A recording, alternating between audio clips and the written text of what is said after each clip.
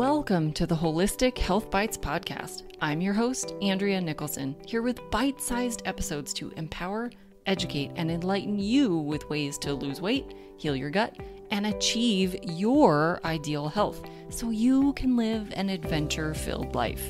Let's dive in. I am a big fan of using labs to identify imbalances in the body. There are so many imbalances that can go unnoticed because they don't directly correlate with symptoms, and because there are many symptoms that can arise from a variety of imbalances. In order to most effectively and efficiently get to know the root cause of your symptoms, we need to know exactly what's going on. However, labs aren't the end-all be-all information.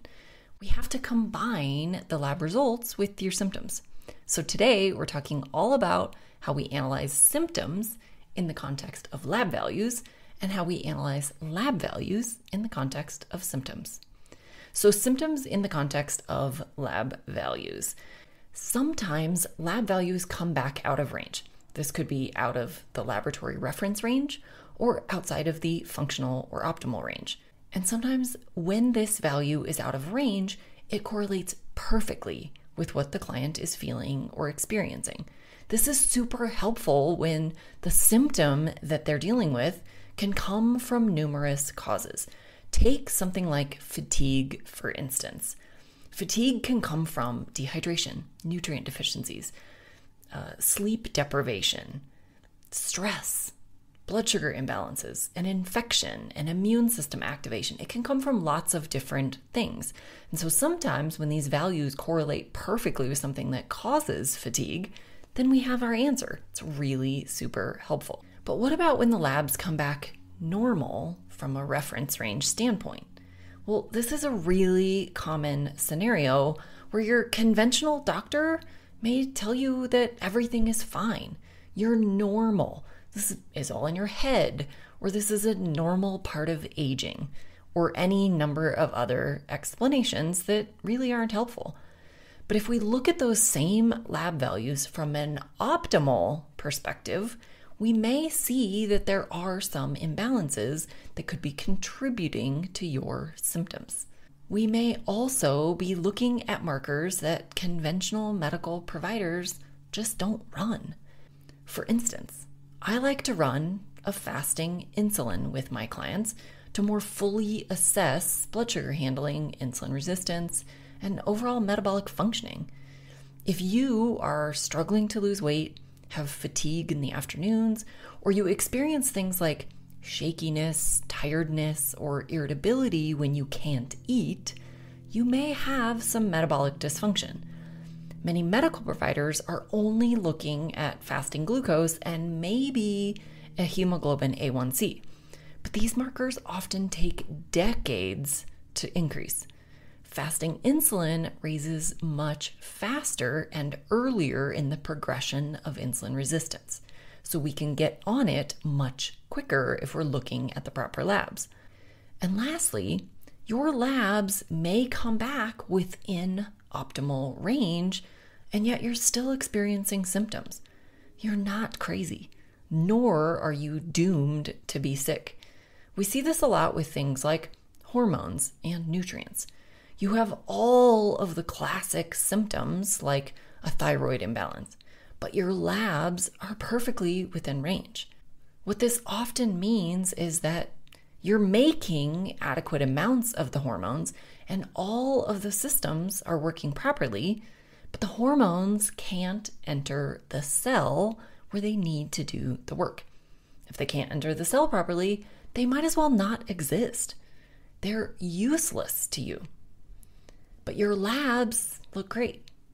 So the root cause here is we have to figure out why your cells aren't allowing these hormones or nutrients to enter properly. So now let's switch gears and talk about how we analyze lab values in the context of symptoms. So like I said at the beginning, labs aren't the end-all be-all. They are merely spot checks, one small snapshot in time. They can be wrong. An imbalanced marker may not be a true representation of your normal daily values. They can be thrown off by infections, dehydration, and many other factors. Some labs will show you potentially serious issues that really don't need to be addressed. We see this sometimes with tests like stool samples. A serious pathogen may show up as being present, but you have no signs of acute illness. This likely doesn't need to be addressed. It could be a transient microbe. It could be lingering from a past infection. Or it could just be that you've adapted to having that particular microbe in your system without causing harm. I also see this sometimes when looking at lab values of healthy people who are undergoing routine testing that isn't necessarily due to any particular symptom they're trying to address. And I see this with things like thyroid. Take me, for instance. My lab values might cause alarm because I have lower levels of both T4 and T3, but I have no symptoms of hypothyroid. I'm not the coldest person in the room. I'm not gaining weight or losing my hair or struggling with depression or constipation.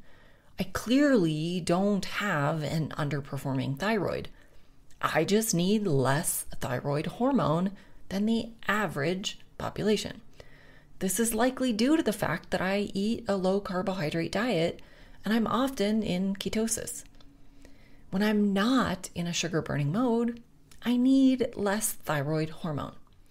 And lastly, many lab values or identified imbalances don't correlate with symptoms.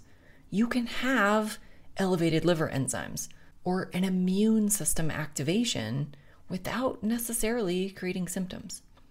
So the bottom line is we have to look at the overall picture.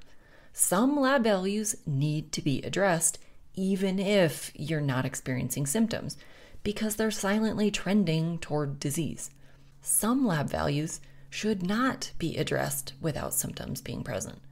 And some symptoms need to be addressed even if lab values are normal. A truly holistic approach is needed. How these imbalances get addressed also varies by what's going on with you and your labs.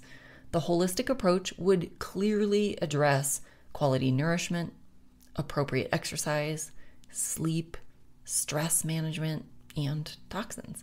It may also include nutritional supplements or even recommendations for medications through your medical provider.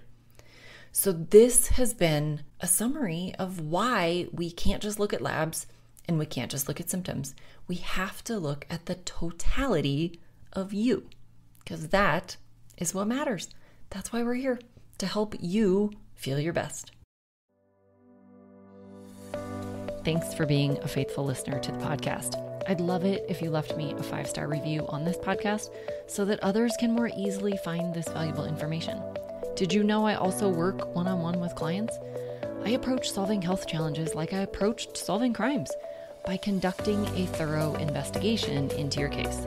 Sadly, hundreds of millions of people in the US have insulin resistance, prediabetes, and diabetes, and the vast majority have no idea. I'm here to fix that. If you struggle with low energy, stubborn weight, hypertension, sleep disturbances, or any other undesired symptoms, let's talk. All you have to do is schedule a free call. The link will be in the show notes. And no, you do not need to live near me.